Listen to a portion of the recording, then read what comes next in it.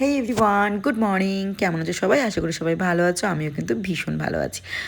চলো, নতুন একটা দিন আর নতুন একটা সকাল আর নতুন একটা ব্লগের সাথে, একদম ফ্রেশ একটা ব্লগের সাথে তোমাদের সকলকে জানাই ওয়েলকাম। সকালে ভালো থেকো, সুস্থ থেকো, আর প্রতিদিন চেষ্টা করো ঘুম থেকে উঠে একটাই শপথ নেওয়ার, যে আমি নিজে ভালো থাকবো, আমার সংসারকে ভালো রাখবো এবং আমার আশেপাশের চারিপাশের যত মানুষ আছে তাদের যতটা সম্ভব হয় তাদের মনের খবর রাখবো, তারা কেমন আছে সেটা জানার চেষ্টা করবো। আমি না এটা ভেবেই দিনটাকে শুরু করি। রিটার্নে তাদের কাছে কতটা কি পাবো সেটা আমি জানি না, তবে আমি সবসময় চেষ্টা করি সবার সাপোর্ট সিস্টেম হওয়ার। আমার বর আমার সাপোর্ট সিস্টেম সব থেকে বড়, সেটা ঠিক কথাই। বরের তো আমি আছি, তাছাড়াও প্রতিটা মানুষের আশেপাশে থাকার চেষ্টা করি, যে প্রতিটা মানুষ যদি আমার দ্বারা কোনো কিছু উপকৃত হয় সেটা চেষ্টা করি। আর প্রতিটা মানুষের ভালো সবসময় চেয়ে থাকি, তাই ভগবান আমাকে খারাপ কোনো দিনই রাখে না। তবে হ্যাঁ, ভাগ্যে যেটুকু থাকে সেটুকু তো ঘটেই সবসময়, এটা আমি মনে করি। তো চলো, আমরা আজকে যাচ্ছি কলকাতা, ভীষণ মজায় আছি। আর সামার ভ্যাকেশন চালু হয়েছে 18 তারিখ থেকে, মেয়ের এক্সাম শেষ হচ্ছে 18 তারিখে। তারপরেই আমাদের যাওয়ার কথা। আমরা টিকিটটা না অনেক লেট করেই কাটা ছিল আর কি, তো কাটা ছিল সেই জন্য আমরা টিকিটটা ক্যান্সেল করাও হয়নি, আর অনেকটা লেট ছিল যেহেতু আগের মাসে আমরা গিয়েছিলাম।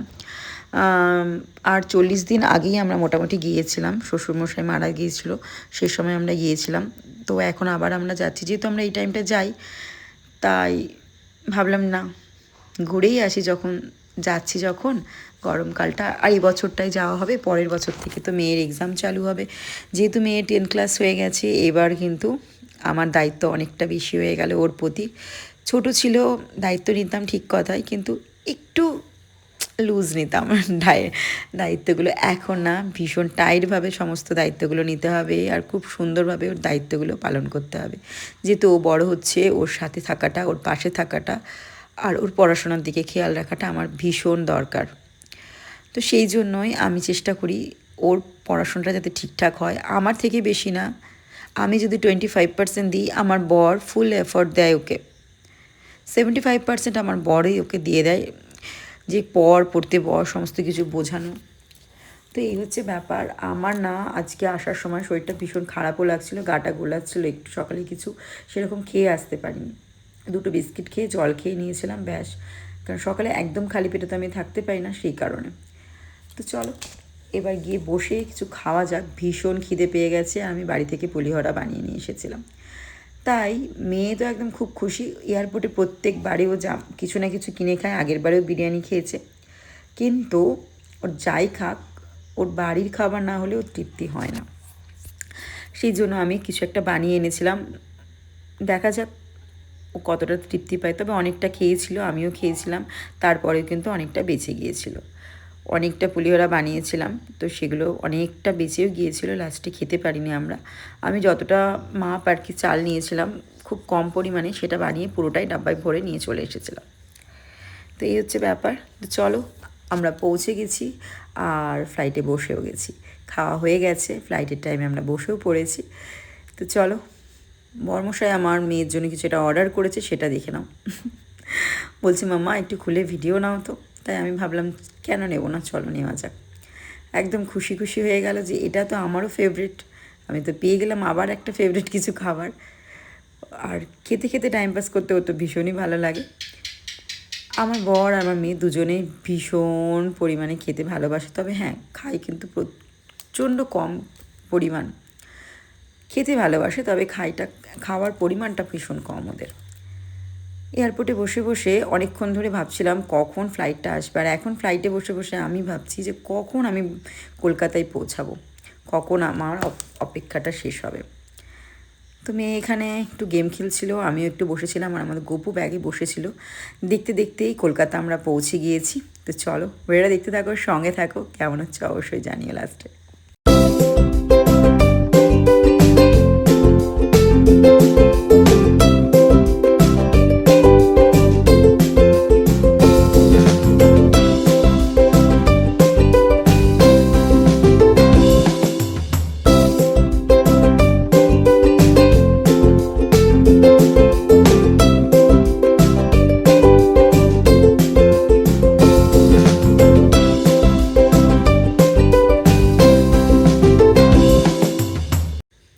কলকাতায় নামার পরে আমার মেয়ের মুখের হাসিটা জাস্ট তোমরা দেখো, এত খুশি, এত এক্সাইটেড বলার মতন নয়।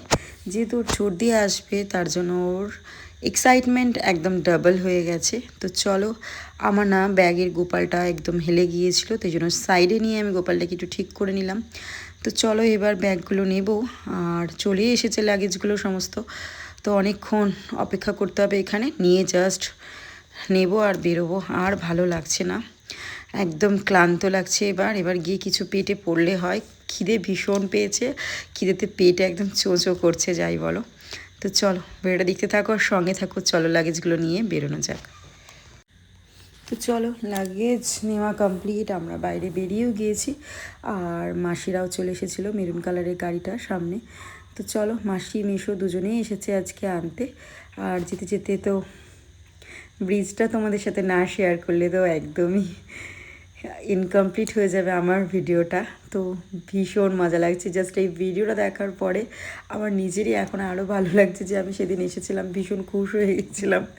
সত্যি কথা বলতে আসার সময়টা তো আমাদের ভীষণ এক্সাইটমেন্ট থাকে, আর আসার পরে খুব মজা করবো এটাও ভাবি, যতটা মজা করার করেও নি। কিন্তু বাড়ি ফেরার সময় না ভীষণ কষ্ট হয় সত্যি কথা বলতে। আস্তে আস্তে মুড খারাপ হতে থাকে আমাদের যে বাড়ি ফিরতে হবে। বাড়িতে যেহেতু আমার ছানাপোনারা রয়েছে, আমার মাছের ছানাপোনা, আমার গাছ, এগুলো সবাই আমার ছানাপোনা, তো এদেরকে মিস করি, সেই জন্য বাড়ি তো ফিরতেই হবে। বাড়িতে গিয়ে আবার ওদের নিয়ে আমি ঠিক ব্যস্ত হয়ে যাই। নিজেকে কীভাবে ভালো রাখতে হয় এটা আমি কিছু বছরে, এই 5-6 বছরে ভীষণ ভালোভাবে শিখে গেছি। আগে এটা পারতাম না, যখন তখন মুড সুইং হয়ে যেত আমার।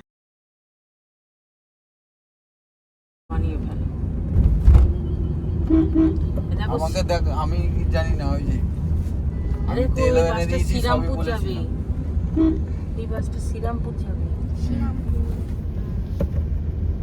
না দাদু তেল এনে দিয়েই বলেছে, আমি বললাম ঠিক আছে পরে আসুক।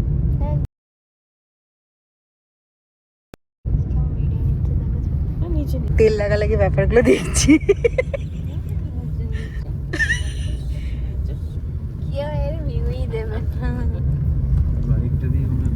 এটা সবচেয়ে আদরের জিনিস রে। আপু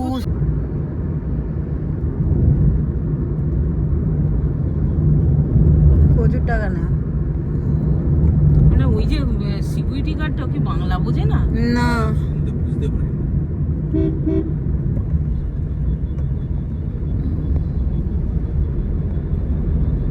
দেখে তো বাঙালিই মনে হলো। বাঙালি, বুঝতে পারি। ঘোরে ছিল ঘোরে, না সিকিউরিটিটা ওইরকম ভাবে থাকতে পারে না বাবু, তুমি বুঝতে পারছি না। ওদের কাজ থাকবে না।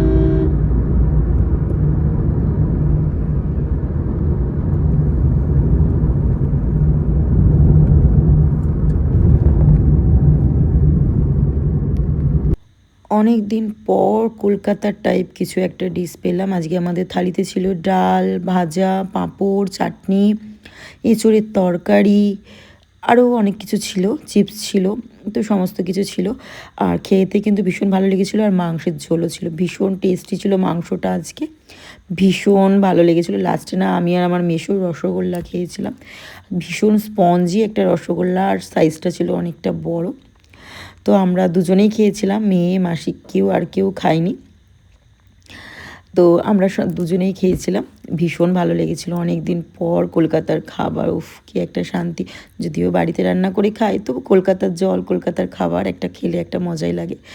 তো চলো চন্দননগর ঢুকেই গেছি, চন্দননগরেই খাওয়া দাওয়া করলাম আমরা, খেয়ে দিয়ে এবার এখন বাড়ির দিকে রওনা দিচ্ছি। যেতে যেতে না গাছে এত আম হয়েছিল, সেগুলোই ভিডিও করছিলাম, ভীষণ ভালো লাগছিলো। আম, লিচু, সমস্ত কিছু গাছে দেখতে পাচ্ছি চোখের সামনে, ভীষণ ভালো লাগছে। ছোটোবেলায় আমরা যখন সকালে মর্নিং ওয়াক করতে যেতাম তখন কিন্তু এই দেখো লিচু, তখনই আমরা এই বাগানের সাইডটা দিয়ে রাস্তা যে হয় সেই রোডটাতেই কিন্তু আমরা হাঁটতে যেতাম সকালবেলা।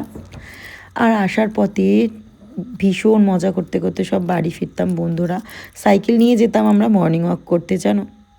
কখনো কখনো সাইকেল রেখে আমরা এদিক ওদিক হাঁটতাম বাগানের ভেতর থেকে, হেঁটে আবার সাইকেল নিয়ে বাড়ি চলে আসতাম। তো জাস্ট বাড়ি আসলাম, বাড়ি আসার পরে এখন জামা টামা চেঞ্জ করে হালকা একটু শাওয়ার নিলাম। মেয়ে রয়েছে ওই ঘরে শুয়ে, আমি জাস্ট জামা কাপড় এইমাত্র ছাড়লাম। হঠাৎ একজন এদিকে শুয়ে রয়েছে আর এখানে রয়েছে আমি। তো চলো ভিডিওটা আজকে এখানে শেষ করবো। সকলে ভালো থাকো, সুস্থ থাকো।